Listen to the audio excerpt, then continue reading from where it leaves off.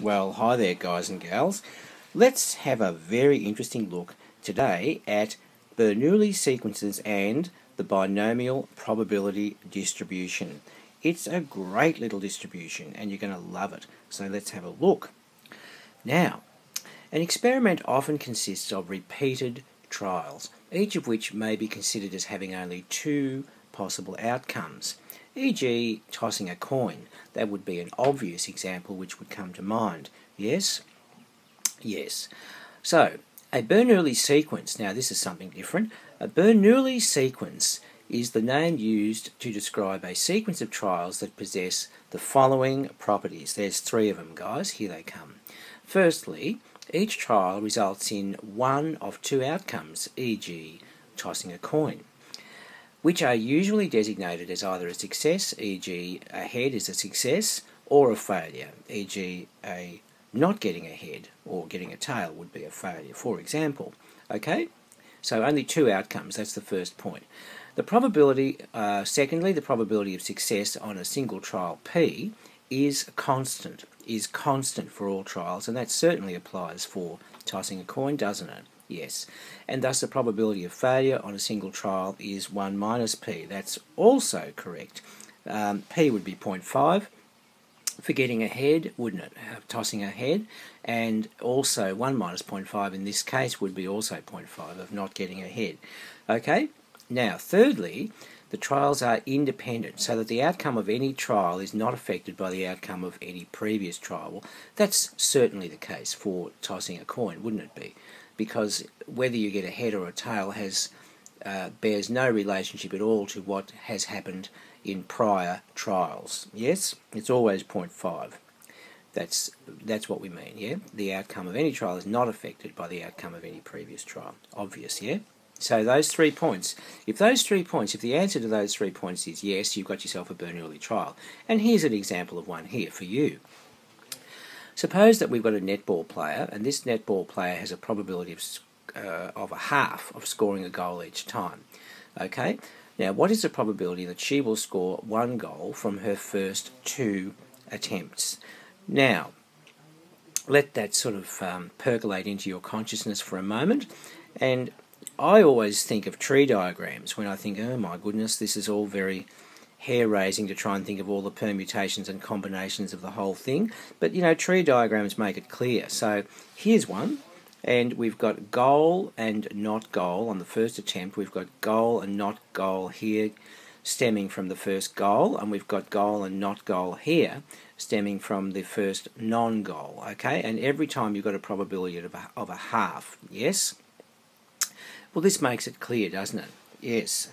Now, the overall probability of each end result, for example here goal, is found by multiplying the individual contributing probabilities of the compound event together along the line of the tree till you get the end product, right? So that's a half times a half, which is a quarter. In fact, they're all the same. This one's goal, non-goal, which is a half times a half, which is a quarter. Now, we've got our probabilities all lined up here like ducks in a row. Now let's look back at the question. What is the probability that she will score one goal from her first 2 attempts? Alright, so let's analyse that now. Good show. We've got 2 goals, 1 goal, no goals. So now, she could have got this sequence of events, goal, non-goal, that's goal and non-goal, or non-goal and goal, right? So, did you hear me say or, this one, or this one? That means you add up. Or in probability means you add up the individual probabilities. And means you multiply them together. I always think that helps me tremendously to work out what I'm doing. So, we can see very clearly here that the probability that she will score 1 goal from her first 2 attempts would be from this one or this one, which means we'd get a quarter plus a quarter, which would get us a half, okay? A half. The probability is a half. Yeah? Very good. Okay, let's go over the page now and see what we can find. The binomial probability distribution. Okay, here we go, guys. The number of successes in a Bernoulli sequence of end trials is called a binomial random variable and is said to have a binomial probability distribution. So this is where our binomial probability distribution comes from. How amazing. Now, this will all become a bit clearer as I unfold the following picture, and we're going to get to a mathematical badumch, a big formula for you to use, which is very easy to use and very exciting to use after we do this example. Okay, so in a certain country, we've got the probability of a female child being born is 0.52. What is the probability that a family with 4 children will have 2 daughters? Okay, so let's have a look at this. Now, this becomes very complicated if you try to fiddle around with probability tree diagrams, because unfortunately, even though tree diagrams are beautiful inventions, when you get too many branches in the tree, it ends up becoming, the twigs end up becoming a forest, and it becomes unmanageable. So I came up with this. There's actually 6 ways of doing this: girl, girl, boy, boy, and so on and so on and so on. They're all uniquely different in terms of the order of the gender, the sequences of the order of genders. They're all different, okay? They're all different. So now, having said that, the probability of each of the above, that is 2 girls and 2 boys, is, okay, now, 0.52 was the probability of getting a girl, so 0.52 times 0.52 gets you 2 girls, times 0.48 times 0.48 gets you 2 boys, okay? Now, that actually would correspond to this one up here, wouldn't it? It would correspond to this one up here. But really, really and truly, ladies and gentlemen, all of these 6 individual sequences of the order of the gender, all of these different combinations here of the order of the gender would get you the same overall probability, because it doesn't matter, the order of multiplication doesn't matter, but the ingredients for each of these are the same, because they have 2 girls there and 2 boys here, and the end result of multiplying those is the same, irrespective of the order in which you multiply them. The ingredients in each case are the same, alright? Now, that's a very important point. So therefore, the combined probability of all of those 6 instances up there is 6 of them, all at 0.52 squared times 0.48 squared, which gets you 0.3738 to 4 decimal places. Okay? Now, let's have a little think about regarding, we want to work up a mathematical way of working this out, because tree diagrams get out of hand and become forest diagrams, and these things will drive us zotty if we have to do too many of these for every individual case. So let's think about how we can come up with a proper mathematical way of representing this number of possible sequences, yes, of the successes and the failures, aka the girls and the boys, okay? I don't know which one's a success and which one's a failure, but in this case I think we probably have to think about the daughters. We're talking about getting a daughter as a success and getting a boy as well. Let's say a non-success, yes, so we won't make the boys feel too bad. There are 4 factorial ways of arranging 4 unique objects in a row. Now, let's think about books, for example, just going away from the girl-boy thing just for a moment. Books on a shelf, if they're all different books on a shelf, there are, think about this, 4 positions on the shelf. There are 4 books to put in the first position. Then you have 3 books left over from which to choose to put into the second position. Then you have 2 remaining books, therefore 2 books to choose from to put into the third position, and then there's only 1 book left over for the fourth position. So the number of permutations or arrangements of uniquely different books on a shelf is 4 factorial. Similarly, the number of arrangements of 4 unique people, even though they might be 2 boys and 2 girls, let's say Fred, Bob, Alice and Betty, okay, there's 4 factorial ways of arranging those 4 people, okay? However, in this case, in what we're dealing with here, there are repetitions. See, you think about this. There are 2 factorial ways of arranging 2 boys, which are identical, which are identical, because the order of the appearance of the two boys in the group is interchangeable. Because you see, guys, we're not interested in the unique identity of the people themselves. All we're interested in is the sequence of the appearance of the genders to see whether we have different situations here occurring. Okay? See, this is girl, girl, boy, boy.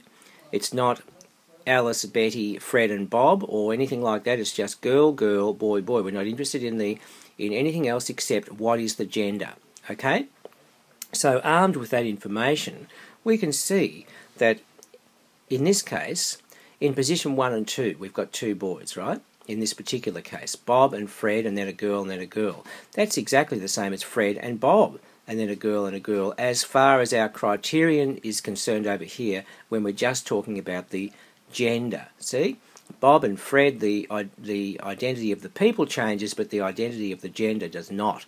So therefore, all of a sudden, in our 4 factorial arrangements of people, if you like, half of them are exactly identically the same as the other half, because when you swap positions of two people of the same gender, you do not swap the gender itself. Okay? So you've got to divide by 2 now to get to the number of arrangements of just the gender sequence because of the interchangeability of the gender of the boys. You get that? And therefore a similar arrangement also applies to the girls. Okay? Alice and Betty is the same as Betty and Alice if you swap those positions around. Okay? So therefore you've got to divide by 2 again to get back to the number of arrangements of just the sequence of the genders. Okay? So that's how it works. So therefore the number of possible arrangements of this kind of thing, the Bernoulli sequence thing, e.g. girl or boy, success or failure, is basically the 4 factorial arrangements of the unique identity of the people divided by the 2 factorial ways of interchanging boys which are not unique for our purposes, and the 2 factorial ways of arranging the girls which are not unique for our purposes. The reason for the factorial, by the way, is that if you had, say, 3 boys and 1 girl, then there'd be 3 factorial ways of arranging those boys, all of which are only one way as far as the gender sequence is concerned, and therefore it's a 3 factorial. There'd be 6 ways of arranging 3 boys. Which is 3 factorial. So you have to have the factorial after the number to do it correctly, alright? So, now, what we're saying is the number of possibilities in this case is 4 factorial over the 2 factorial, 2 factorial. Now, as far as the sequence of genders is concerned, right? So, this is actually the formula for 4C2, the combinations formula 4C2. So, what are we saying?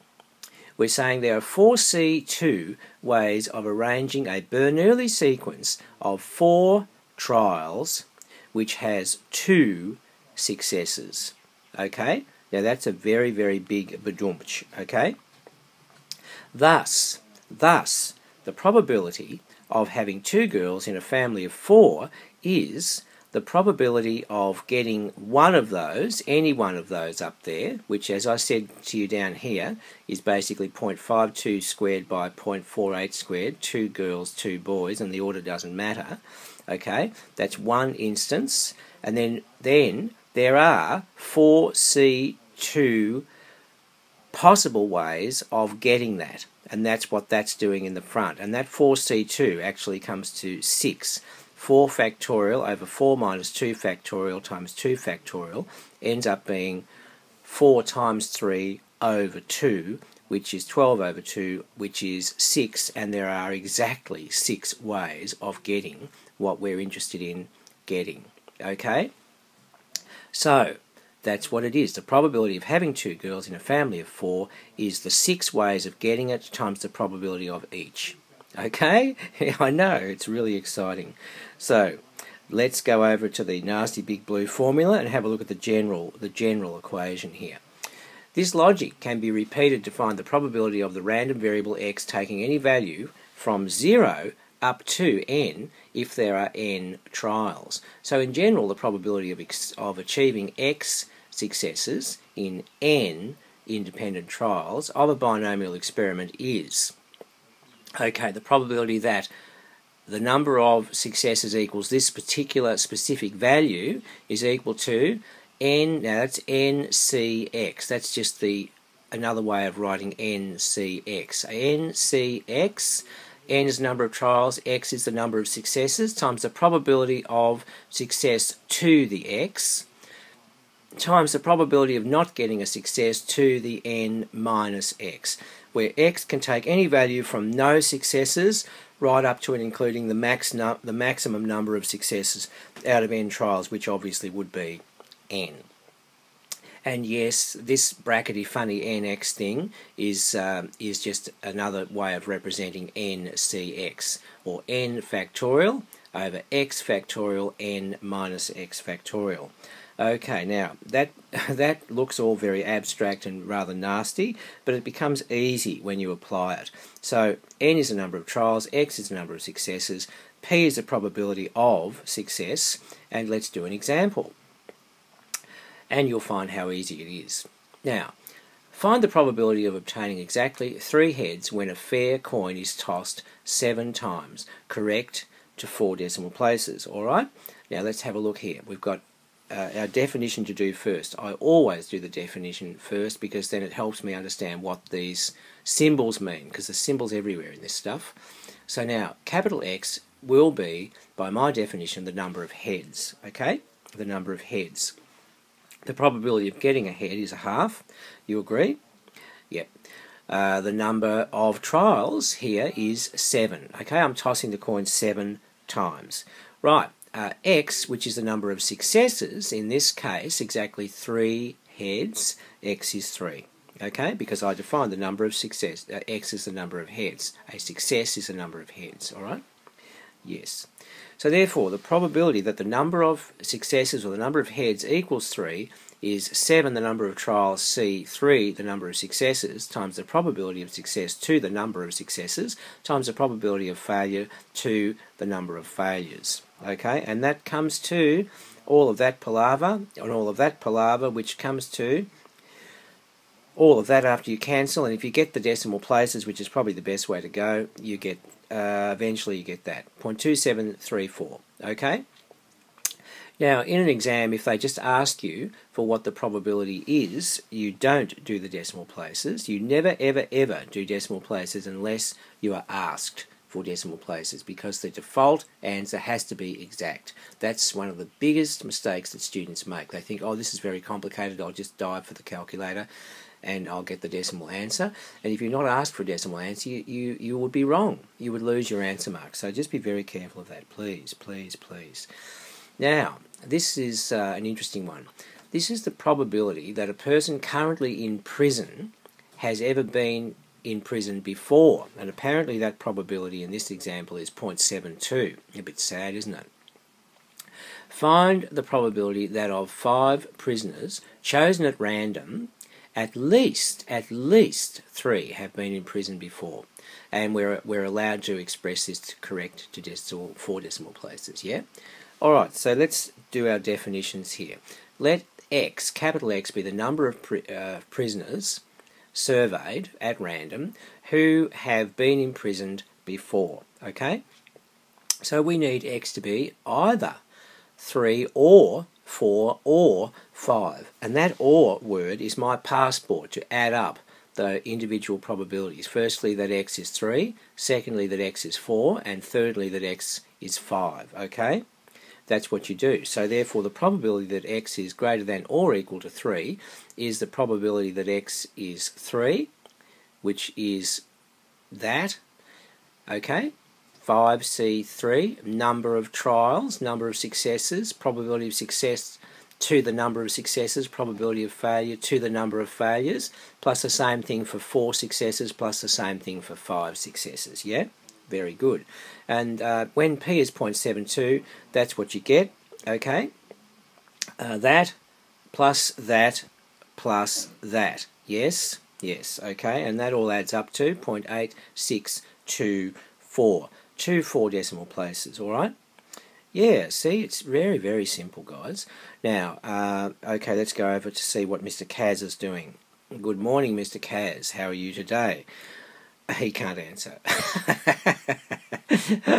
And I'd be a bit worried if he did. So, okay, what you do in the Kaz is you go for menu. This is the TI Kaz handheld, which is what we use at my school. Okay? If you've got another Kaz handheld device, you've got to figure that one out for yourself. So what you do on the TI Kaz handheld is you go menu, then you go probability, and then from probability you go distributions, then from distributions you select binomial CDF.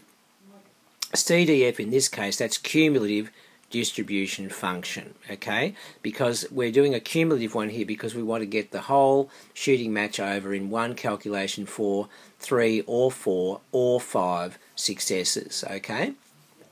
If you were just doing, say, 3 prisoners and without the 4 or the 5 in consideration, you would just do binomial PDF, which would be probability distribution function, okay? And you wouldn't get this option down here to go the lower bound and the upper bound of the number of successes that you are considering. So, but this is binomial CDF because we're getting three successes or 4 successes or 5 successes out of 5 trials. So number of trials is 5, probability of success is 0.72, lower bound is 3 successes, upper bound is 5 successes, and you hit OK.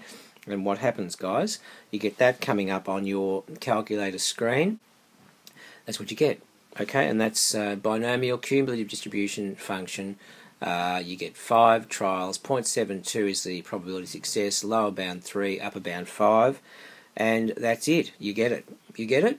I know you get it. And you're a star. Hurrah and huzzah! Now go ahead and do some practice of those. They're pretty easy. You get them pretty fast, okay? You get them pretty fast. And you'll have fun doing that. And we'll see you in the next exciting instalment in the land of the binomial distribution.